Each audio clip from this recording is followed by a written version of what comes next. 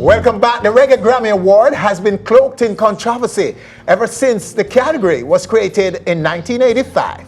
Controversy primarily about who gets nominated and how the winner of the coveted trophy is determined. A major contributing factor to the hullabaloo is lack of understanding in the reggae space about how the system works. Here on stage right now is someone who knows and has been working very hard behind the scenes to not only inform the space, but to also involve the exponents of the music in the process. She is Cristy Barber, a Grammy-nominated producer who held executive positions in some of the biggest record companies on the planet. Cristy Barber, right now, right here on our stage. Chris. Hi. So good to have you. Yeah. Finally, Glad Chris. to be back. Okay, so all right. So expound for me a little bit on your reggae credentials. Well, I've actually, my reggae credentials, I've been in the, well, next summer it'll be 25 years I've been in the music industry, in the reggae music industry.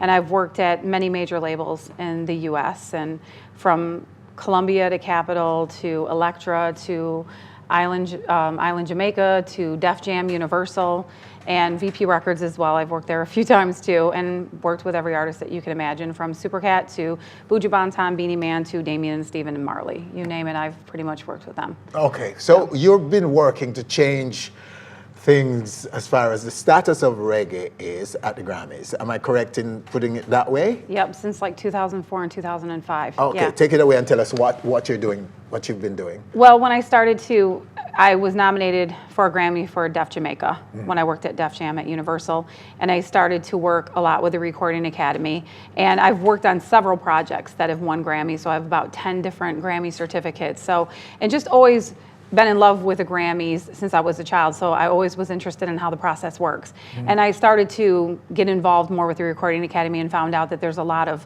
problems that we have with the voting process, and a lot of people weren't educated on how the whole thing really worked, and I really wanted to become an expert in it and educate people, especially in my genre, in reggae, exactly of the problems that we have in our necessary category, ways to fix it and ways for people to get educated to just kind of trying to change it. So I've been doing media on this for about 10 years now, and this year has been we've had a very big achievement this year in it, but it's been slow moving, but you know, I stay the fight, and whoever wants to learn about it, I'm willing to teach them. All right, because yes, we've noticed a difference this year. Yeah. We could recognize 4 or 5, at least 4. Right.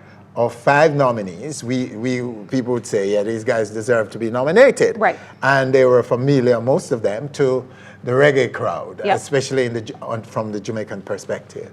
So what did you do to change that? Why is it now why does it take so long for there to be a difference? Well, the several issues that we've had within our category is, one, the problem is when I started this about 10 years ago, there was only one voting member on the island of Jamaica. Yes. And so people weren't understanding of the process, what creative credentials meant, how they actually were able to become a voting member. Nobody really knew about it. So that's why that happened. Not to mention, about 10 years ago, there was only maybe 15,000, 20,000 voters in the overall academy. Yes. So the situation is that the people who you have 120 categories, and the people who come over to our category are not great. It's not a great amount of numbers.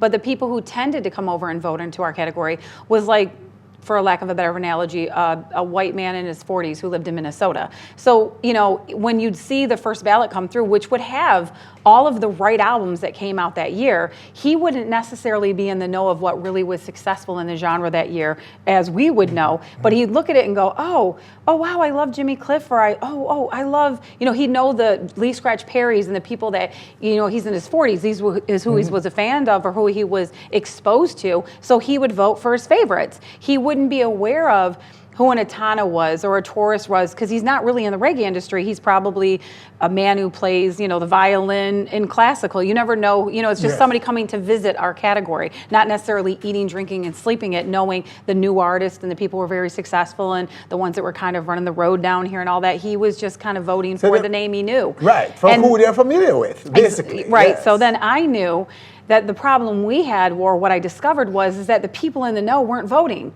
It was the people that were fans of the music, but were only exposed in fans of the people, of the names they recognized. Okay. So a lot of times, we had that problem in our category more times than more times than I care to count, that was, the name recognition thing is But really why a weren't problem they for it. voting? Was it because they're not members of NARAS? Well, yeah, well, the Recording Academy, yeah. I mean, like I said, when I started this campaign, there was one voting member on the island of Jamaica, and Jamaica is where the bulk of our industry is. This is where the bulk of anybody with the creative credentials that we have, the majority of the people, especially 10 years ago, sat here in Jamaica. You know what I mean? So if you only have one voting member, you have to think, well, who are the people who are actually voting?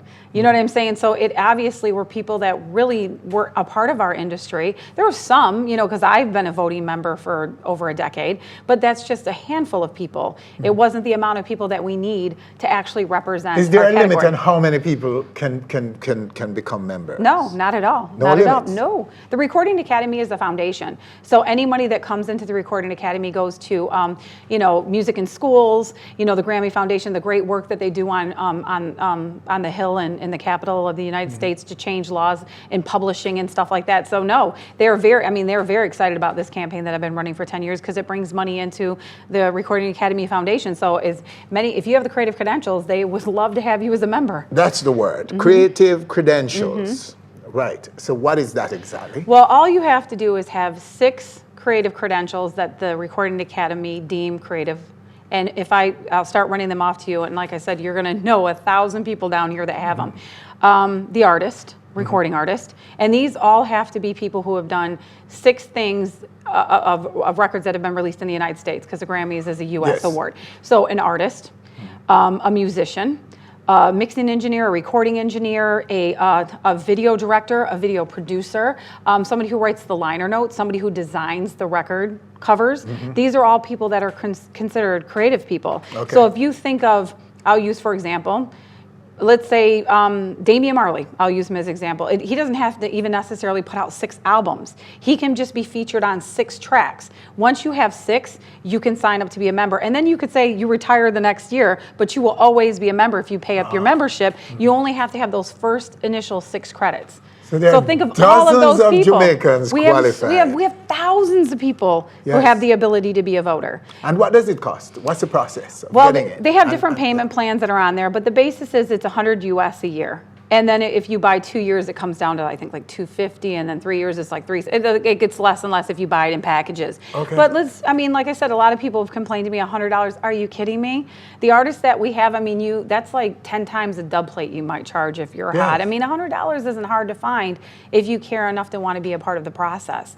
There's a way to find $100 US just to make sure you keep your membership dues up. But trust me, there's a lot of us that don't. So those who decide who is nominated are the same people who decide who wins? Yes, the Grammy voting members. So they vote twice? There's they 2 vote ballots. for for the nomination. Right. They nominate the albums. Right. And then they vote for who they think is the best one among all the Right. the ones that are submitted. Morgan Heritage has never been nominated for a Grammy, let alone won until this year. And I've always said this in my campaign, Barris has been nominated but has never won. These have been 2 of my biggest examples. And we finally broke the glass ceiling with Morgan Heritage. Just that if it was really the #1 reggae artist in the world, I know everybody's upset about it, you would have won the Grammy and you didn't. Morgan Heritage did. So. So, fear not. If I want to be a voter for the next Grammy, right? Can I start the process now and get Yes, you can start ready the process for that? now. First off, I say this all the time. I've been in the industry for 25 years. I'm not hard to find. Any artist or any musician, anybody that's in this industry that wants to know the process, that might forget what I'm saying right now, find me. Because I have no problem saying it again and 100 times again. Go to Grammy.com.